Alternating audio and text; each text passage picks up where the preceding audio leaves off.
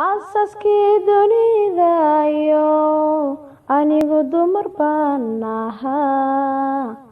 warshadii aadamigiyo ugubkii noloshaan ahaa ha yeeshee inan rago